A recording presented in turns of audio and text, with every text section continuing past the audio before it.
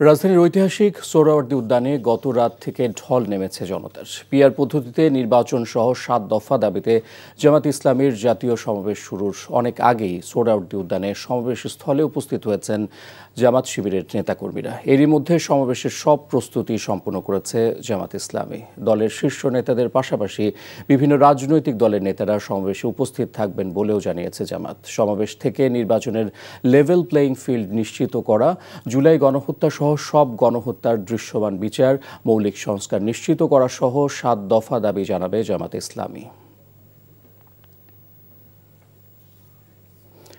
দর্শক, এই মুহূর্তে সোহরাওয়ার্দী উদ্যানে আছেন আমাদের স্টাফ করেসপন্ডেন্ট নূর হোসেন। আমরা সরাসরি যাচ্ছি তার কাছে। নূর, সোহরাওয়ার্দী উদ্যানে জনসমাগম কেমন দেখছেন?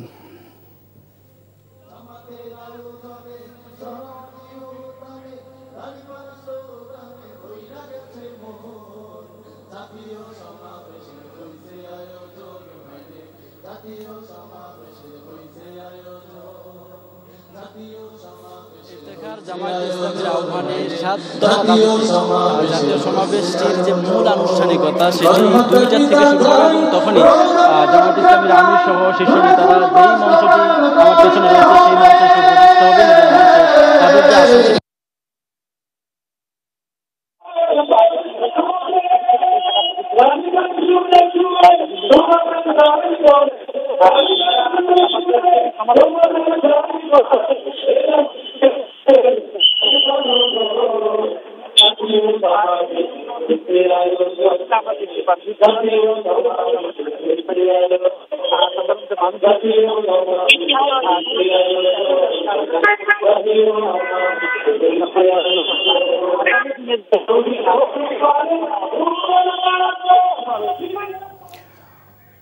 দর্শক, সোহরাওয়ার্দী উদ্যান থেকে জানছিলাম জামাতের সমাবেশের খবর।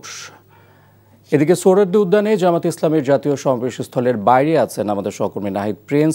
সরাসরি যাচ্ছি তার কাছে। নাহিদ, সমাবেশে নেতা কর্মীরা তো আসতে শুরু করেছেন, সেখানকার পরিস্থিতি কেমন দেখছেন আপনি?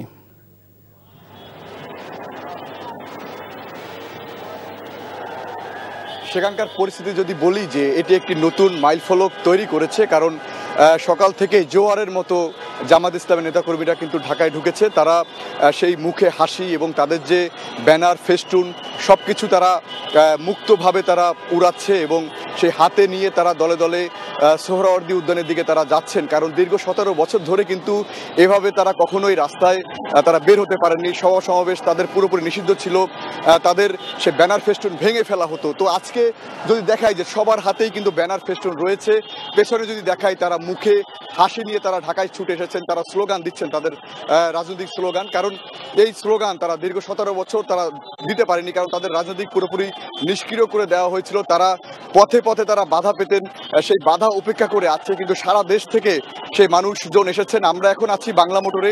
যদি বলি যে কারওয়ান বাজার থেকে যে সেই শাহবাগের সড়কটি রয়েছে, পুরো সড়ক জুড়ে মানুষ হেঁটে কিন্তু সমাবেশ স্থলে তারা যাচ্ছেন। তারা বলছেন যে গাড়ি নিয়ে সেই সমাবেশ স্থলে কিন্তু তারা যেতে পারছেন না, কারণ এত মানুষের ভিড় এবং চাপ, সেই চাপ উপেক্ষা করে কিন্তু মানুষজন ছুটে আসছেন। নেতাকর্মীরা তারা সবাই তাদের নিজ নিজ স্লোগান দিচ্ছেন, তাদের ব্যানারে তারা এসেছেন, দূর দূরান্ত থেকে মানুষজন এসেছেন। তারা বলছেন যে আজকে লাখো যে মানুষের যে তাদের ভিড়, সেই তাদের যে নেতাকর্মীদের ঢল, সেই ঢল নতুন রাজনৈতিক বন্দোবস্তকে একটি নতুন রূপে তারা ফিরে পেতে চান এবং তারা চাচ্ছেন যে সেই নিষ্ক্রিয়তা ভেঙে আজকে সক্রিয় রাজনৈতিক যে লেভেল তৈরি করা, সেই লেভেলে তারা ফিরে পেতে চান। তারা বলছিলেন যে ৭ দফা দাবি তাদের রয়েছে এই আজকে সমাবেশকে কেন্দ্র করে, সেই 7 দফা পুরোপুরি বাস্তবায়নের মাধ্যমে যেন আগামীর রাজনৈতিক একটি পরিপূর্ণ ভাবে গঠন করা হয় এবং দেশ যেন সুন্দর সুশৃঙ্খলভাবে চলতে পারে, সবকিছু তারা বলছিলেন।